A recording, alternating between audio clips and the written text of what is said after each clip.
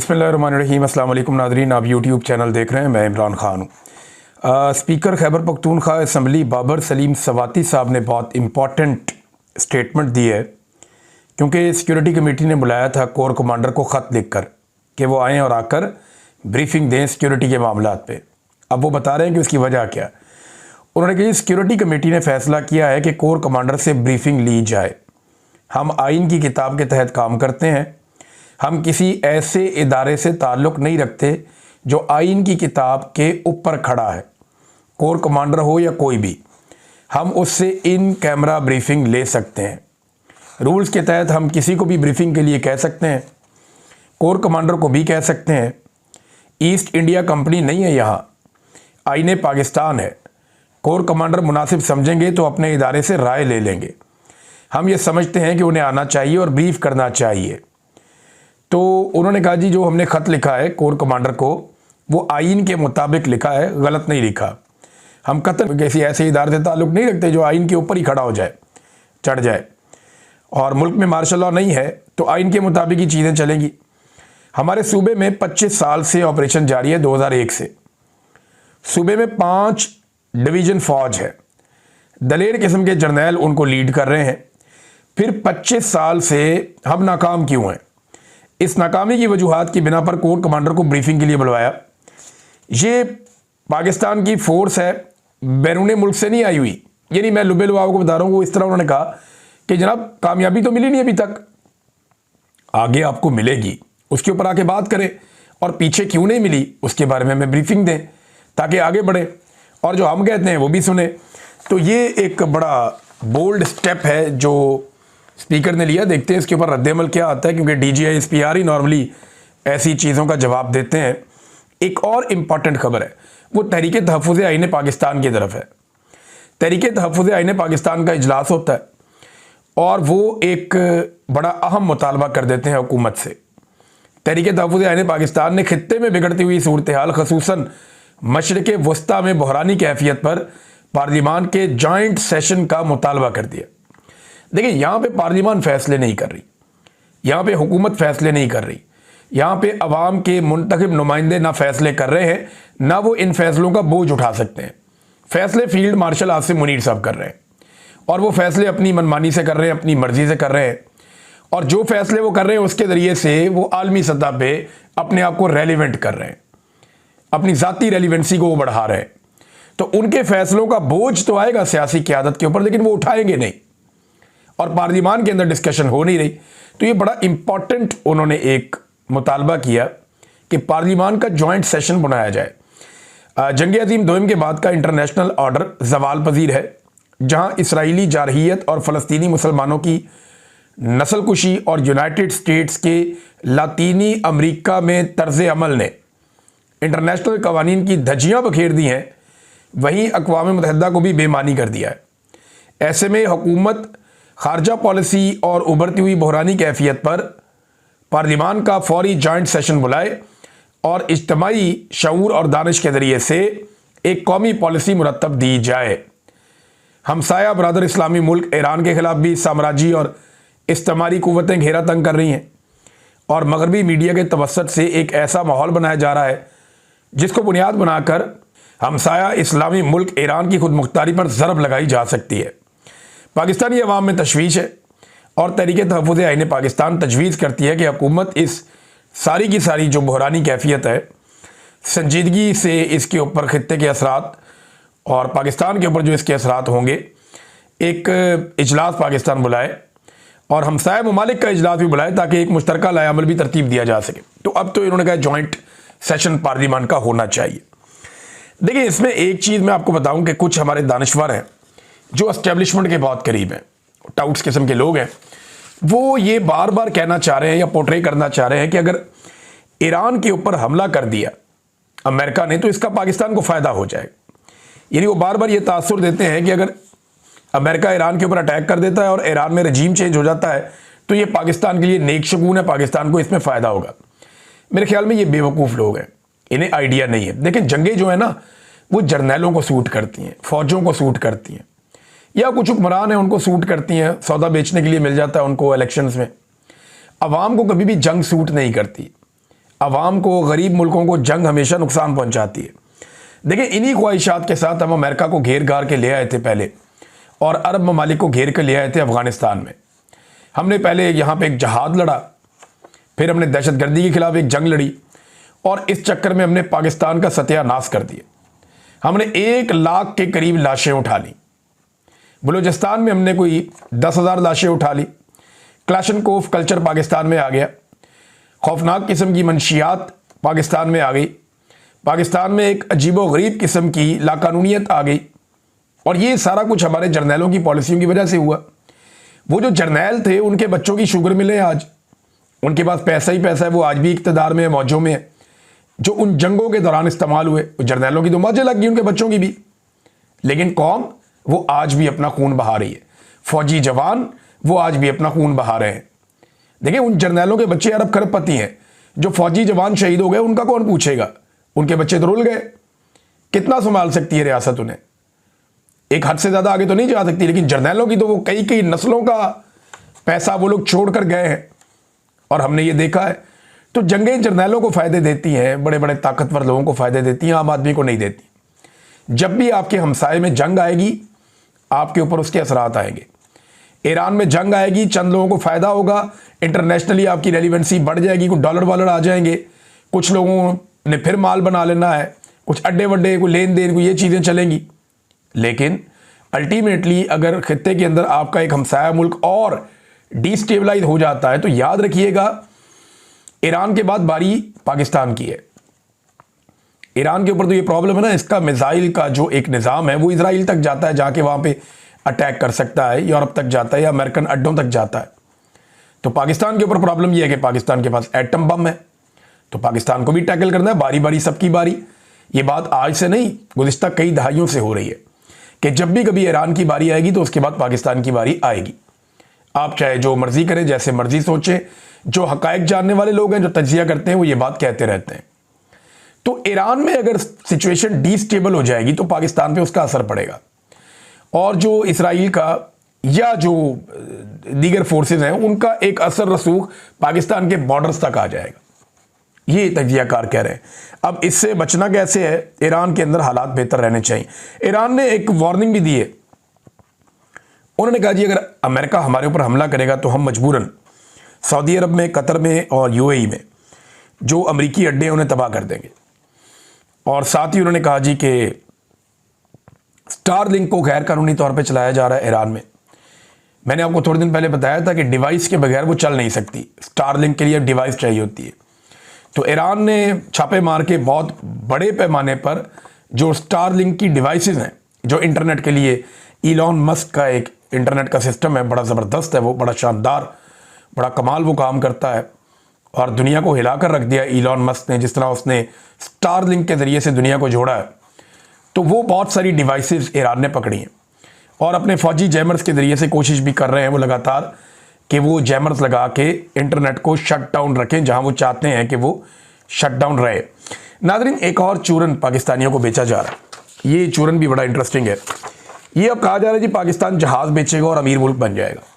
ये जो एयरफोर्स के जहाज़ होते हैं, जेट तैयारे, दुनिया का कोई एक मुल्क भी ऐसा नहीं है जो जेट तैयारे बेचकर अमीर मुल्क बन गया हो।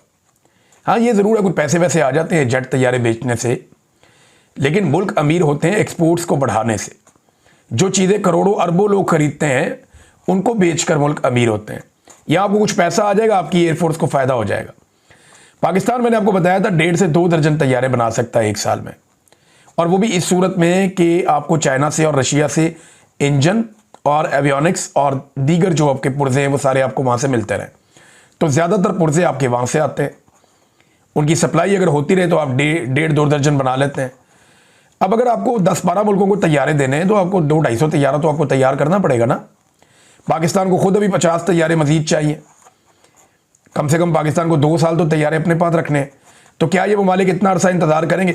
और अगर आप 1 से 2 दर्जन तैयारे बेचते हैं हर साल, तो आपको कितना पैसा बचता है? आपको 4-5 अरब या 7 अरब डॉलर, 8 अरब डॉलर आपको टोटल कमाई हो जाएगी।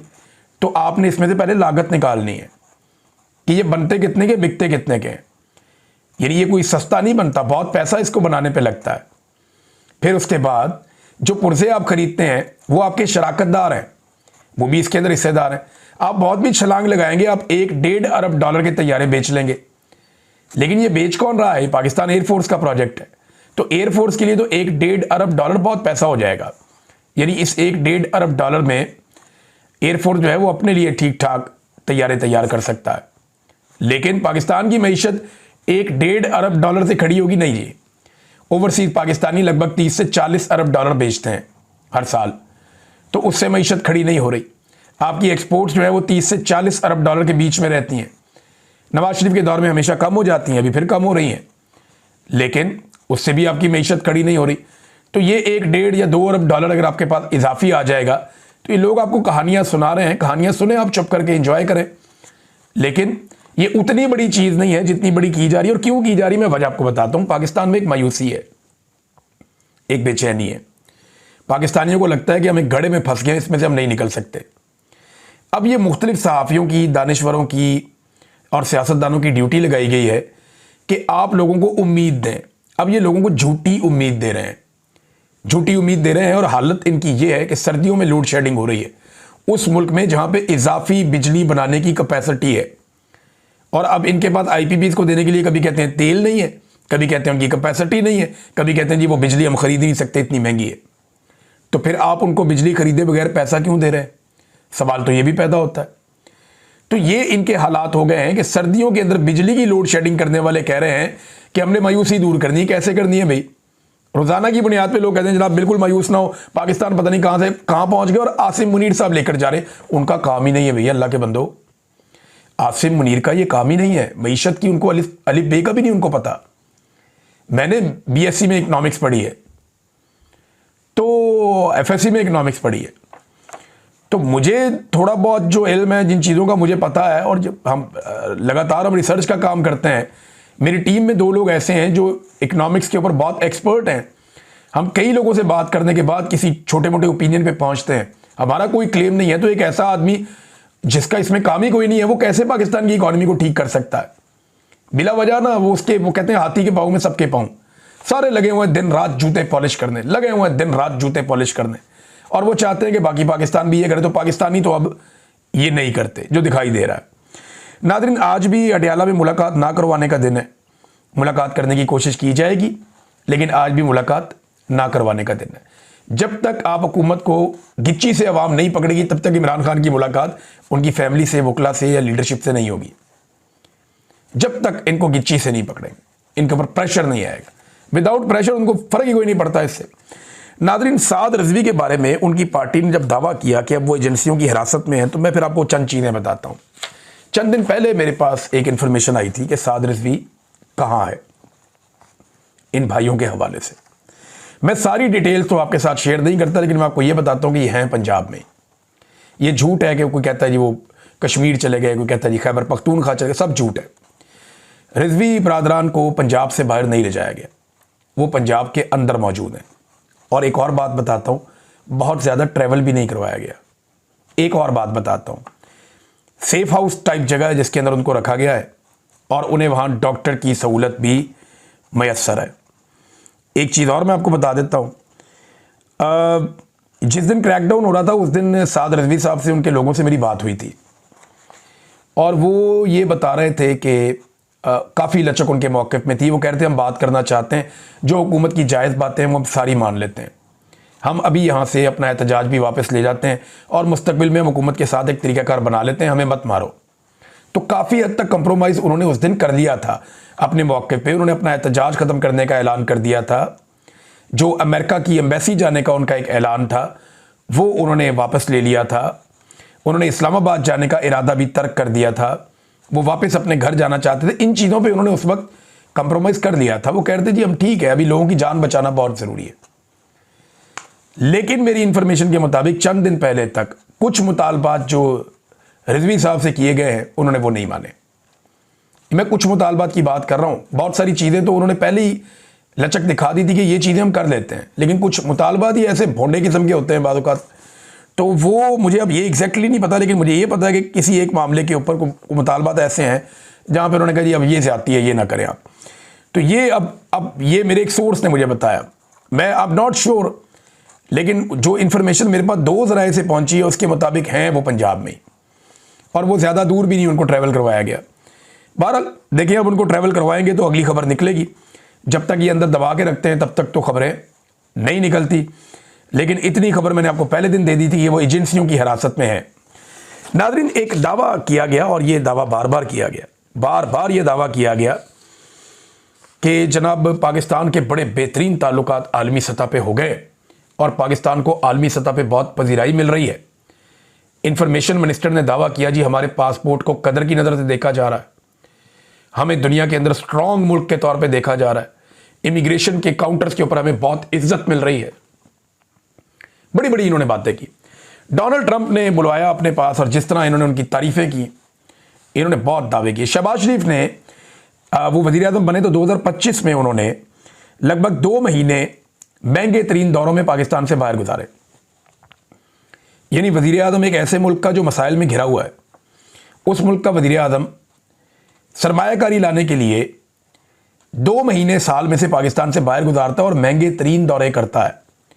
टब्बर लेके जाता है, बंदे लेके जाता है, रश लेके जाता है, और खसूसी परवाज़ों पे जाता है, अवाम का पैसा उड़ाता है, करोड़ों अरबों रुपया लगा देता है दौरों के ऊपर, और मिलता क्या है? टका भी नहीं मिलता। कोई पैसा पाकिस्तान के अंदर नहीं आता इस आदमी के दौरों के नतीजे में, और हर बार ये करोड़ों रुपये खर्च कर देते हैं मगर मिलता कुछ नहीं है। जिन ममालिक से इन्होंने ताल्लुकात बनाए, उन तमाम ममालिक ने पाकिस्तानियों के वीज़े या तो मुश्किल कर दिए या उन पर पाबंदी लगा दी। मैं आपको बिल्कुल सही बता रहा हूँ। इनके सबसे अच्छे ताल्लुकात गल्फ रीजन के अंदर यूएई के साथ है। यूएई पाकिस्तानियों को वीज़े नहीं दे रहा, सबको पता है। इनके बड़े अच्छे ताल्लुकात ओमान के साथ है। वहाँ पता चला कि इन्होंने खुद रिक्वेस्ट की कि जनाब हमारे लोगों को वीज़े देना बंद कर दें, पाकिस्तान से लोग बहुत बड़ी तादाद में छोड़ छोड़ के निकल रहे हैं, वहाँ भी वीज़े नहीं मिल रहे। सऊदी अरब ने रिकॉर्ड बंदे पाकिस्तानी डिपोर्ट कर दिए हैं सऊदी अरब से, उधर भी प्रॉब्लम आ गया। यूरोप ने कई सरकारी मुलाजमीन के वीज़े मनसूख कर दिए, दिए नहीं उनको वीज़े, मुस्तरद कर दिए दरखास्तें। और कोई पुलिस वालों की तो ये कहकर उन्होंने मुस्तरद कर दी मुबैना तौर पे कि आप लोग तो जुल्म में मुलव्वस हैं, यानी इंसानी हुकूक की पामालियों में आप मुलव्वस हैं, लिहाजा आपको तो वीज़े नहीं मिल सकते। उनके वीज़े ही मुस्तरद कर दिए। तो बिलाखिर अमेरिका ने भी दीगर ममालिक के साथ साथ पाकिस्तान के वीज़ा पर पाबंदी लगाई है। अब पाकिस्तानियों के ऊपर एक पाबंदी अमेरिका ने भी लगा दी, और मुल्कों पर भी लगाई, लेकिन पाकिस्तान पर भी लगा दी। इसमें जो इंटरेस्टिंग बात है वो ये है कि भारत के ऊपर अमेरिका ने पाबंदी नहीं लगाई। हालांकि ट्रंप कहता है कि नरेंद्र मोदी के साथ मेरी खटपट चल रही है, लेकिन भारत पे पाबंदी नहीं लगाई। और पाबंदी किस पे लगा दी? पाकिस्तान पर। ट्रंप साहब जो हैं वो फील्ड मार्शल और शहबाज शरीफ की तारीफें करते हैं, पाबंदी पाकिस्तान पे लगती है। नोबेल के लिए आसिम मुनीर और शहबाज शरीफ उन्हें नामजद करते हैं, पाबंदी पाकिस्तान पे लगती है। हम शुरू से ही आपके साथ हैं हर मामले पे, ये यकीन दहानी आसिम मुनीर साहब और शहबाज शरीफ साहब करते हैं, और पाबंदी पाकिस्तान पे लगती है। आलमी लेवल पर पॉलिश करता है हमारा वज़ीर आज़म, हत्ता कि जो गैर मुल्की मीडिया है वो शहबाज शरीफ को शू शाइन बॉय का नाम दे देता है, लेकिन इसके बावजूद अमेरिका पाबंदी पाकिस्तान पे लगाता है, इंडिया पे नहीं लगाता। इसराइल और फ़लस्तीन पर अपना मौक़िफ़ ही पाकिस्तान ने बदल लिया अमरीकी ख्वाहिश को देखते हुए, लेकिन पाबंदी पाकिस्तान पे लग गई। हमास पर पाकिस्तान ने यू टर्न ले लिया, फिर भी पाबंदी पाकिस्तान पर लग गई। मादनियात का ब्रीफ केस लेकर पहुंच गए, जाके सामने रख दिया, फिर भी पाबंदी पाकिस्तान पर लग गई। अमरीकी एम्बेसी की तरफ बढ़ने वालों को मुरीदके में उनका कत्लेआम करवा दिया गया, फिर भी पाबंदी पाकिस्तान पर लग गई। दिन रात खुशामद की, हत्ता कि अमरीकी ज्यूश कांग्रेस से भी, उनके जो चेयरमैन हैं उनसे भी जफियाँ डाल ली, लेकिन पाबंदी भारत पे नहीं, पाकिस्तान पे लग गई। हम अमरीकी असला रिकवर करने की अफ़गानिस्तान में और हमास से उसको गैर मुसल्लह करने की अर्जियां अमेरिका को डाल रहे हैं, लेकिन इसके बावजूद अमेरिका पाबंदियां पाकिस्तान पे लगा रहा है। ये है इनकी टोटल औकात, और ये है इनकी टोटल खारजा पॉलिसी और उसकी कामयाबी। जब इमरान खान साहब से मोहम्मद बिन सलमान ने पूछा ना कि आपको क्या चाहिए, उसने कोई ज़ाती चीज़ नहीं मांगी। उसने नहीं कहा कि मेरे आर्मी चीफ को सपोर्ट करो, इसको एक्सटेंशन देनी है या इस्तिस्ना देना, ये नहीं किया। इमरान खान ने यह नहीं कहा कि मेरे मुखालिफिन को कुचलने में मेरी मदद करो या मेरी इंसानी हकूक़ की पामालियों के ऊपर आप आंखें बंद रखो, नहीं। इमरान खान ने कहा कि मेरे लोग आपकी जेलों में कैद हैं, मेरे पाकिस्तानी जो आपके मुल्क में हैं उनका एहसास करो, उनका ख्याल करो।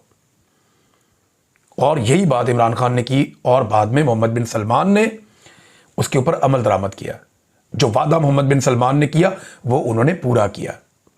इसके लिए पाकिस्तानियों को उनका शुक्रिया अदा करना चाहिए। लेकिन इन लोगों ने जब किसी से मुलाकात की, जहां मुलाकात की, अपनी जात के लिए मांगा और पाकिस्तान के लिए कुछ नहीं मांगा। नतीजा क्या निकला?